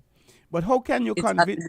How can you convince How me can you convince the me parent? as a parent to get my 7-year-old son in Newtown and my 11-year-old daughter I have in Keon to not play football, not play cricket, not play netball, and come and swim? Well, that's where you as a parent having the confidence in the coach itself, and also swimming or sailing does not stop you from doing the other sports. It actually, they complement each other. For example, my son, he is part of the swimming, sailing, golf, and it doesn't really affect him. It actually helps him. With the swimming, he can swim. He is a good swimmer, and that actually helps him with the sailing. He knows how to balance. He knows to breathe. So it's just, at the end of the day, I think it's a balance of the children being exposed and learning to swim, and also the coaches encouraging them and showing them that they can do whatever is actually possible. There is no limit. Mandy, you with us still? We also have, Mr. Mills, we also have some of the swimmers, at least 2 of them that I reach out to, who are willing to share the experience and how the swimming has helped them in both swimming. We have Skylar, who does swimming and sailing. She should be set to give her experience. And we also have Salo Siheli, who has also made the national team, who are willing to speak. I think they are ready to give the experience. Oh, sure, no problem. We'll accommodate them. So they're with the parents here. Daniel, Yeah, Daniel. Skylar will be Daniel. Yes. Okay. And Salo would call in. Before I pass you on to Skyla, I would like to just add, just seeing the confidence that these sports can give the children. They can't drive a car, but they could be out on this boat going from Nevis to St. Kitts on their own in a little boat. And to see the kind of, as they learn and the confidence that they gain from it is something that I think other sports maybe don't provide. So I think that's something to be said. An accomplishment such as crossing the channel. We had swimmers that have gone from Nevis to St. Kitts, and like you said, the Peninsula Swim. They have that ability, and that confidence that they've gained from it is I think, pretty convincing to maybe convince your 7-year-old and your 9-year-old Yeah, to want to join. what I would add to what Daniel is saying is that when you become a sailor, you have to be a meteorologist, you have to be a strategist, you have to be a captain, and these are kids who are 7 up to 14 years old. So to get your kid to become independent and be surroundings and captain and step forward into the future, do anything. And we take charge. Sailing is something that encapsulates many aspects of a leader, and that's one thing we always have to instill in all the kids that I coach with sailing, because many of them come and they are very, especially when they're younger, they're very afraid of going sailing out into the narrows, into the channel. Big people when they go in Navy is afraid of that. Right, and these kids are on these little tub boats and they are the captain. Mm-hmm. So to say if you want your kid to be independent and take charge and navigate and be responsible for their actions, sailing is something that encapsulates all those things. And also it's a very athletic sport. It's not a big boat, it's a small boat. So your body weight is really what moves it back and forth or front and back. When the wind picks up and it's blowing, 20 miles per hour, when trees start to bend and they're out on the water, they have to be confident. They have to be filled with confidence out there. So something I would say to parents who want their kids to be independent and strong and strategic and be the surroundings. Sailing is something that encapsulates all these things in order to be a good sailor. And added to that quickly too, this confidence that they have, swimmers and sailors, they take it into their life as they go into the school life. The confidence, they take it into their school life. It also brings on discipline. You must be disciplined to be a sailor. You must have discipline to train. They take that into their youthhood, and so it's a foundation that we are building for our children. They go up between other children training. They learn to settle disputes in a very amicable way. So these sporting events really help children develop as they grow. Oh, yes. We have a caller on the line. Sure. Good evening, caller. Welcome to On the Ball here with FM 98.9. Hello. I'm not hearing you. Just hold a second. You're hearing me, caller? Could I ask you to call back, please, caller? And that was a caller. No, that's one of your. Maybe. Mm-hmm. And we have. Skylar. That's what Skylar. Skylar should be on the Zoom. Skylar should be on Daniel. the Zoom. Daniel. Back to Daniel. Okay, that was Daniel, and we're going to hope that she calls back. Could you? No, Daniel is on the Zoom. Oh, Daniel. Okay, right. Daniel, talk to us about your experiences, please. Skylar is on the Zoom. Yes. Skylar, talk to us about your experiences, please. Okay, so my experience from St. Martin, the sailing competition, was very good. I'm normally used to the orange fleet, the less advanced fleet, but this is my first year going into the blue fleet, the advanced fleet, and they are very good at sailing.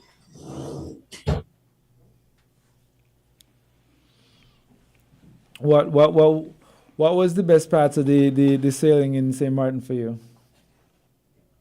Well, the best part must have been first year going to blue fleet, and the best part must have been. Well, the best part for me must have been meeting the other sailors from the different countries. And watching them participate with me. Were you scared being way out in the ocean sailing? No, I was not scared sailing out in the ocean. I'm pretty used to it. You're pretty used to it. Oh. Okay. Yeah. What about swimming, Skylar? What about your experience in St. Lucia? Tell us about that. Making the national team and being able to compete at the OECS Championships. Okay. This is actually my second time competing in the OCS Championship. I was one of the 3 that went on the 30th anniversary. But I love going to St. Lucia because they have the proper facilities, which I love their pool. It's a massive 8-lane pool. Nice, nice, nice. What are your friends? What do your friends think about you representing St. Kitts in swimming and sailing as opposed to the basketball and the football and the cricket? Well, I don't think they think anything of it. People and just St. Kitts and Nevis are so used to you travel for football, running. They don't really think about the other activities. Those are the only two they think of. Okay. Skylar's also on the football team as well. Oh, you are Skylar, multi-talented. She does everything. Okay, well, Skylar, we have someone else here on the telephone. I think Salo might be on, yes.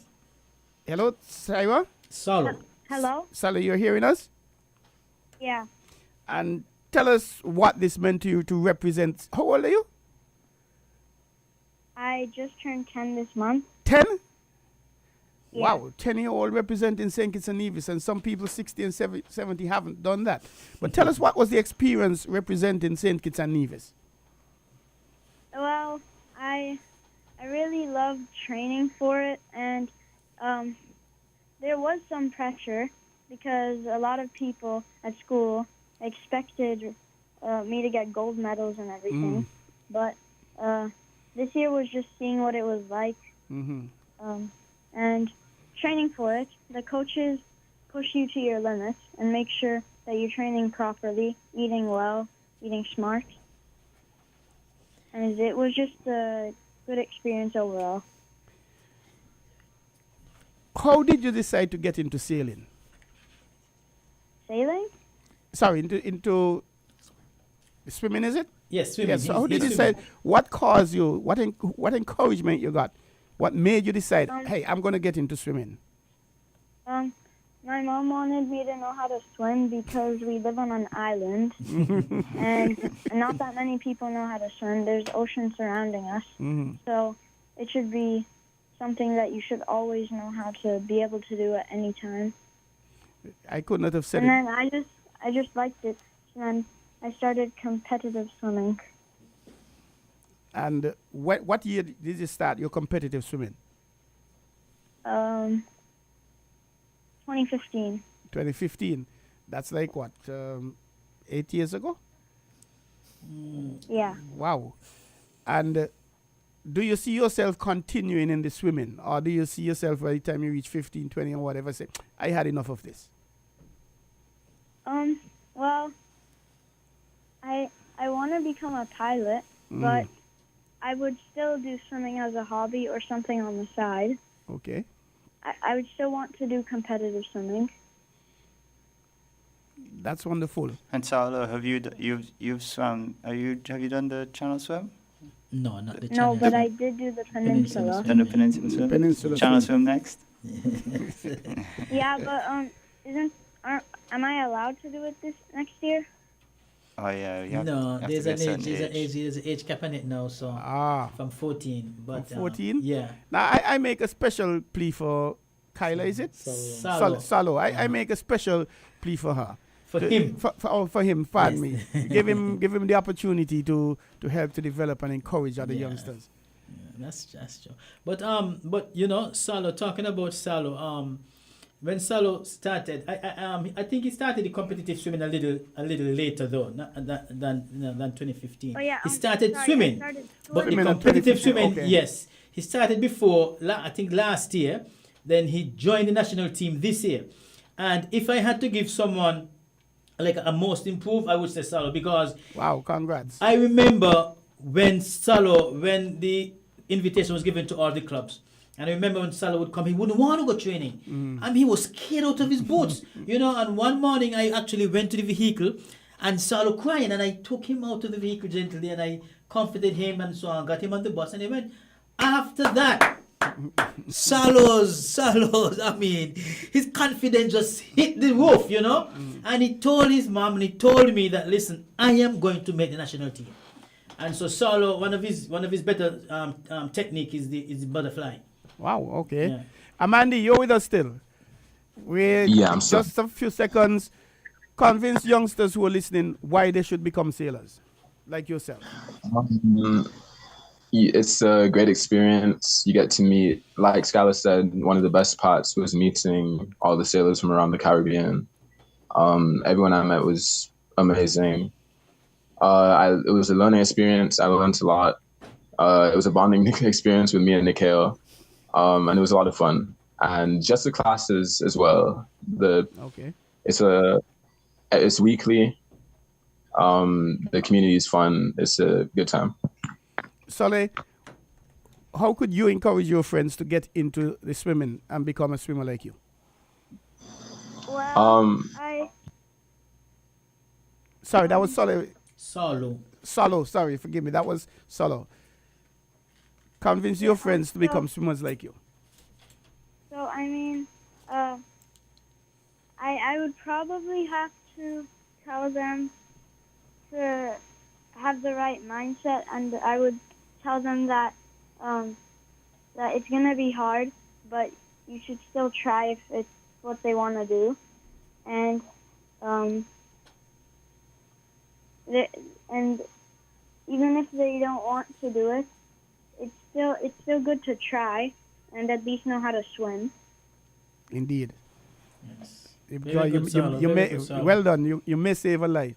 And the other youngster is Skylar. Skylar, you're there with us still? Is a young lady. I said youngster. youngster. Young. Skylar, you're with us still? Yes, I'm still here. Okay. Where do you see yourself going as a wrap-up in terms of swimming? Where do you want to go? Well, I don't know where I really want to go, but I kind of want to make the world championships in swimming. Okay. Nice. That's wonderful. Nice.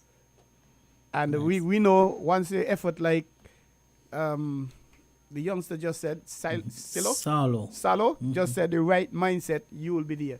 We appreciate it.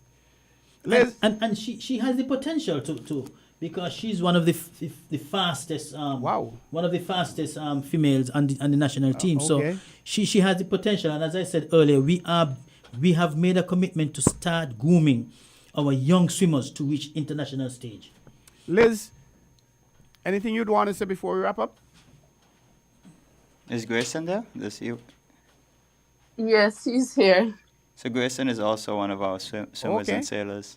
And how old are you, Grayson? 1 second. Grayson? So Grayson told me he wanted to be he wants to be a captain when he grows up. Oh, wow. And we want to hear more kids saying they want to be a captain. Even if they don't go to the Olympics, there's a lot of opportunity. Yes, indeed. So Grayson is here. Grayson he did both swimming and sailing, and also tennis. He was on both 3 teams this year. Wow, congrats. You have a sportsman there. And how are you enjoying it, Grayson? It's good. It's nice to have to do more than one sport. I like sailing the best, though. Like sailing, okay. Your coach here is smiling from ear to ear, Nikhil. Well, congratulations on making the national team in 3 areas. And the best wishes. Thank you. What about your coach? Final words from you? Your coach, that's Daniel? No, James. James, forgive me. You're with us still, James? Yes, I'm here. I'm here. Yeah. Any final words as we've come to the end of the program? Well, I want to say that we have not closed off our numbers as yet. We still have a wide open door. You do not have to be able to swim like the others can, but you got to start wherever you can. So whenever you're ready to start, we got coaches in St. Kitts, we got coaches over in Nevis, right? You never know where talent is lying. Excellent. So our doors are wide open. Taste and see. That swimming is good. Taste and see like that. Thanks a lot, sir. What about you, Nikhil? 5 seconds. All right, just want to tell everybody that sailing and being on the water is something that we underutilize. Check. No, hearing you clear. Yeah, we're hearing You can hear me? Yeah. Oh, it's my headphones then. I was saying being underwater is something that we underutilize here in St. Kitts and Nevis, and just like the Swimming Federation needs facilities, the Sailing Association also need facilities, and these are two things that could actually carry us to world standard levels, and so the focus should not just only be on the football and the cricket and stuff, but yeah, and also it depends independence. And what about you, Commodore? Yeah, I mean, we want to get up and compete with Antigua and St. Martin. They're just 60 miles away. We have a big playground out there. We have more water in St. Kitts than we do land. And we need to be getting out there and enjoying it. Eldon? Yeah, I just want to, I want to, concur with the two gentlemen. We just need proper facility. And I just want to say thanks. And it's amazing that Cayenne Jet? Yeah, the sponsor for tonight, because they treated us so nicely at the airport when we came from St. Lucia. When we were going, they actually, gave us royalty treatment. Say that again, please. I think they'd like to hear that. Yes, no, I said that, it's amazing that they are sponsoring tonight because they treated us so nicely at the airport, They treated us as real VIPs, so we want to thank them for that. And the parents who have been so supportive, and the whole team that traveled with us, our chaperone, our team manager, and all those who have been, complimenting and also working hard to ensure that we have a good development of the swim sport. So thanks to everybody and the government, and we're expecting more from them. What number could people call to become part of the swimming and the sailing? So for sailing, they can come down to Frigate Bay we're just wrapping up for Christmas, but normally every Saturday afternoon from 2 to 5 on Frigate Bay Beach, they can call, they can call myself 765-4246 and come join in. And the social media stuff as well. You can find both St. Kitts and Nevis on the Instagrams and the YouTubes and the Facebooks. Yeah, we're on Facebook as well, and we also have our website. It's www.sknaquatics.org, and they can call 662-4984. But the website has the number for all the swim clubs that are affiliated with the federation. So if you're in Nevis, you'll find a swim club for Nevis. If you're in St. Kitts, you'll find a swim club for St. Kitts. And for Nevis, Daniel might be able to say. Where in Nevis could we contact you to become part of the swimming and sailing in Nevis, Daniel? The Nevis Aquatic and Sailing Center, you can reach out to our website, nevisaquaticandsailing.com, or you can give me a call at 663-4387, and we can sign you up, both swimming and sailing. Ladies and gentlemen and children, it was indeed a pleasure having you here on the Ball. This is telling me probably we should have had about another hour and a half or so. I wondered, boy, are we going to make it till 9 o'clock with these guys? But yeah, we ain't done yet, I realized that time was cut short, we just scratched the surface. But it was indeed informative. I really enjoyed it, and I've learned a lot. And I'm very much impressed with the successes of the children. Not standing just the 2 bronze medals, but the effort, the participation. And I'm thinking about I like the excitement, the energies, and the encouragement they've got given us. Definitely we'll have you back early next year to tell us about your plans, your activities, your calendar of events for 2024. Definitely. And we thank you for taking time to be with us here at WINNMedia 98.9 on the Ball. And best wishes in your endeavors.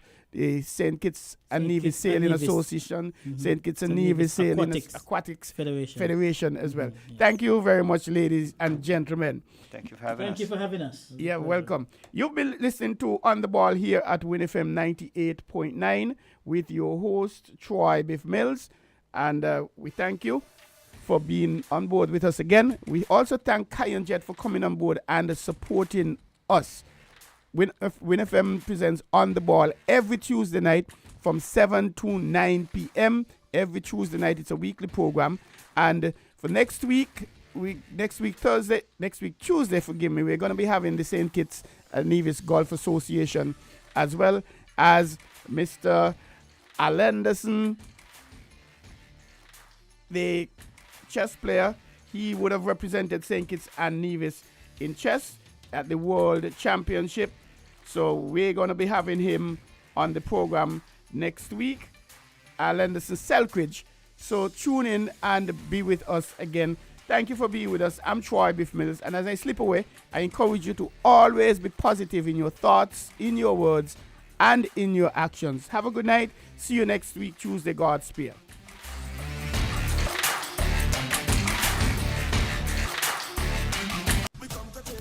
Amerijet International is your complete air cargo solution.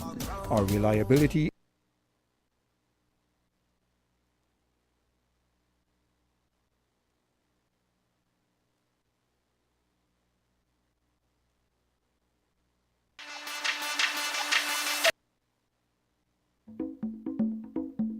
At QuyenJet, you will enjoy the one-of-a-kind boutique airport service that you can only find on the thrilling islands of St. Kitts and Nevis. While our chef serves up island specialities, you can relax in QuyenJet Luxury Lounge with its stylish blend of local and contemporary decor. Most of all, you can lose yourself in the nothing's too much trouble service for which QuyenJet is